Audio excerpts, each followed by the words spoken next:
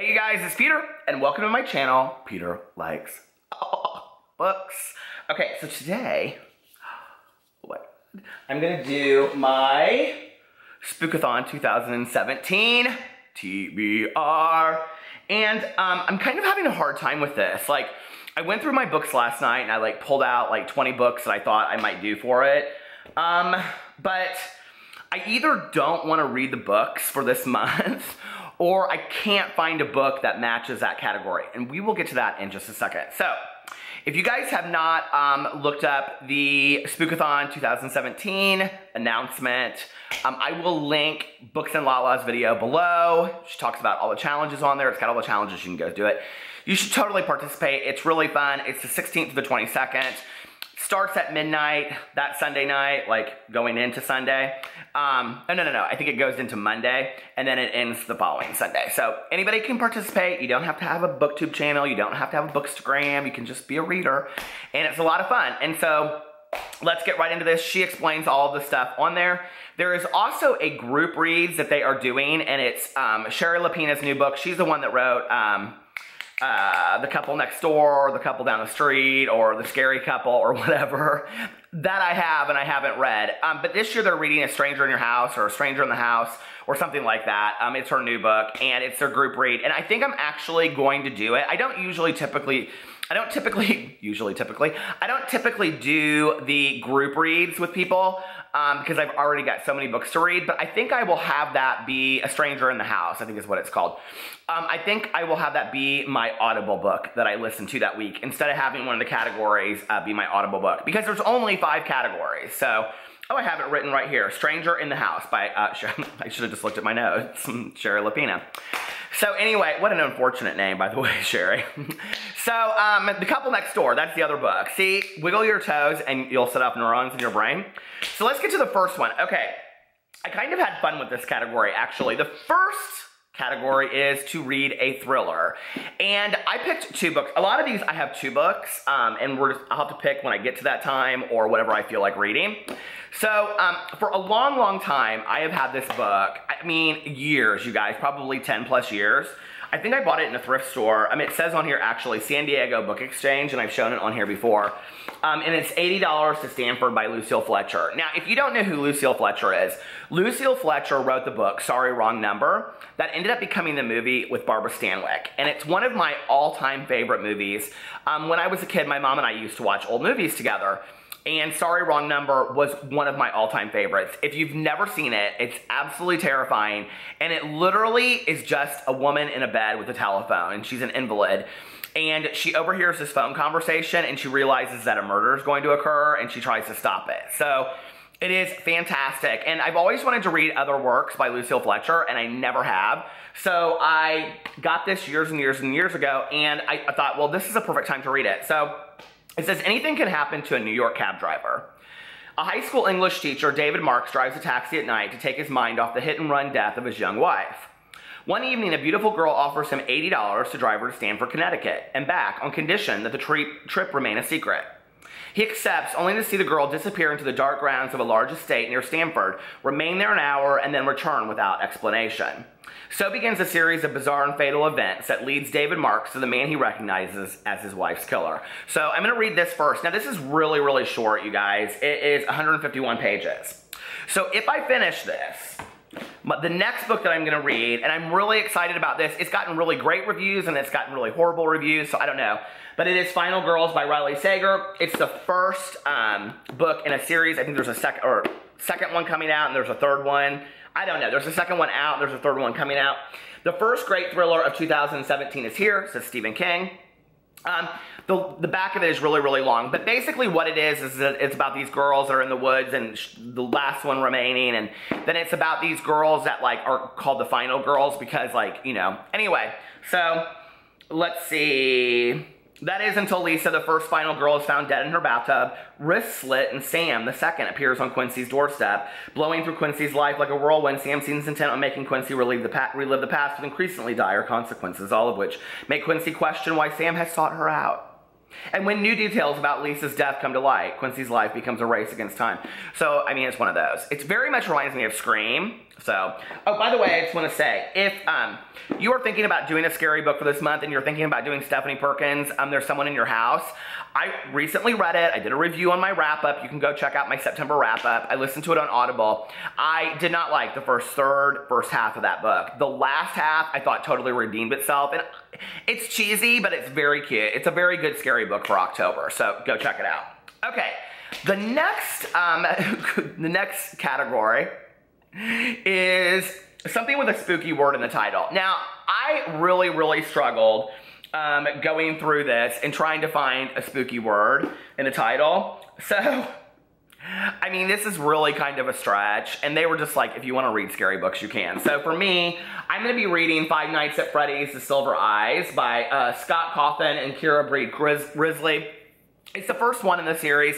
I've been waiting to read this book forever, and I was waiting for Spookathon to read it, and it doesn't fit in any category except for orange, but I already have that one covered, so we're screwing it. This will have to be the one. The next one is screwed too, so I'm kind of making my own readathon for Spookathon, but they're all spooky books, and that's all that matters. So if you haven't heard about this, from the creator of the best-selling horror video game series Five Nights at Freddy's, 10 years after the horrific murders at Freddy Fazbear's Pizza that ripped their town apart, Charlie, whose father owned the restaurant, and her childhood friends reunite on the anniversary of the tragedy and find themselves at the old pizza place, which had been locked up and abandoned for years. After they discover a way inside, they realize that things are not as they used to be. The 4 adult-sized animatronic mascots that once entertained patrons have changed. They now have a dark secret and a murderous agenda. And this is the first one. The second one, I don't know what it's called. Five Nights at Freddy's, and it's a sequel, but it's out already as well, so you can go check that out. Okay. Now, the third one is called A Childhood Fear. Well, I really only have one childhood fear that I've always had, and if you watch my channel, you know what that is, because I read a book for it for Booktubeathon in 2016, and that is sharks. Well, I have been Googling the hell out of shark books, and I've read everything by Peter Benchley. I've read, Jaws and Trench and the Deep, or not Trench, Jaws, The Beast, and the Deep. I've read all those. And so I went to the guy who wrote Meg, and I think I've read the original Meg book, which is about the prehistoric shark. He's written like 4 other books, but I went to Half Price Books and I couldn't find anything there. So, if I can find The Trench, which is by Steve, I think his name is Alton, if I can find that book, I will be reading that in exchange for the next book. But I really want to read this sometime this month because this is very good. It's like Audible bestseller. Everybody's talking about it, and that is One of Us is Lying by Karen McManus. And I've heard really great things about this book. 5 students walk into detention, only 4 leave alive. Yale hopeful Brownwin has never publicly broken a rule. Sports star Cooper only knows what he's doing in the baseball diamond. Bad boy Nate is one misstep away from a life of crime. Prom queen Addie is holding together the cracks in her perfect life. An outsider Simon, it sounds just like the Breakfast Club, doesn't it? An outsider Simon, creator of the notorious gossip app at Bayview High, won't ever talk about any of them again. He dies 24 hours before he could post their deepest secrets online. Investigators conclude it's no accident. All of them are suspects. Everyone has secrets, right? What really matters is how far you'll go to protect them. So if I was really going to try to apply this to a childhood fear, that would be caught for lying. I'll make it work any way that I can. Excuse me. Okay, the next book, or the next category is something that has orange in the cover. Okay, and this is totally a stretch. So my 2 books, you guys, I haven't decided which one I want to read yet. And it'll probably have to do with like how much reading I'm actually getting done that month. Is The Arrivals by Melissa Marr, and you see there are orange leaves and orange spadoodles up there. And then the second one is Black Rabbit Summer by Kevin Brooks. And you can see there is orange there, and there's orange on the car, and yeah. So, this one, Black Rabbit Summer, Pete Boland was busy doing nothing that summer. Long, stiffingly hot, lazy day stretched ahead of him. Then she called. It was Nicole. Listen, Pete, you know that fun fair up at the recreation ground? I thought we could all meet up, for old time's sake. But where there are old times, there are old tensions. And as secrets, bitterness, and jealousies resurface, 5 old friends are plunged into the worst night of their lives. A masterly writer, and this book would put many authors of grown-up detective fiction to shame. This is Mail on Sunday. I mean, this book has really gotten like a lot of really good reviews, but nobody's heard of it. So I'm excited about reading it. And the second one, The Arrivals, I just found kind of by accident, but I really like what it's about. So, no one builds worlds like Melissa Marr. Is she the one that wrote about the cat stuff? Okay. Maybe she did. Let's go back here and look. It said Chloe, so now I'm like, okay. I almost am positive about the author, Wicked Lovely. I think it's about cats. Okay. Chloe walks into a bar and blows 5 years of sobriety. When she wakes, she finds herself in an unfamiliar world, the wasteland. She discovers people from all times and places have also arrived there. Kitty and Jack, a brother and sister from the Wild West. Edgar, a prohibition bootlegger. Frances, a one-time hippie. Melody, a mentally unbalanced 1950s housewife. And Hector, a formal carnival artist. None know why they arrived there or if there is a way out of a world populated by monsters and filled with corruption. A thoroughly original and wildly imagined tale from the internationally best-selling author of the Wicked Lovely series about making choices in life where death is unpredictable and often temporary. So this sounds really good, but I'll actually... So anyway, okay, let's get on to the next one. And then the last one is you have to pick a spooky setting. Well, I've actually started this book like a million times and said I was going to read it, but I am reading this for Spookathon. This is the one I'm going to pick out of the 2. But if I finish it, then I'll read the other one too. But I mean, that's like 14 books in 1 week, and that's never going to happen. Okay, and that is Maggie Stiefvater's The Raven Boys, which takes place in this spooky old town. It starts in a graveyard and all that kind of stuff. So I picked graveyard books because I think graveyards are so spooky. Don't you? Like, oh my God, do you ever drive by if you drive by a graveyard, you gotta... Okay, so anyway. So we all know what this book's about. Okay, and then the second one is Neil Gaiman's The Graveyard Book. So many people have recommended for me to read this book, and I never have. And so it says, Nobody Owens, known to his friend as Bod, is a normal boy. He would be completely normal if he didn't live in a graveyard being raised and educated by ghosts.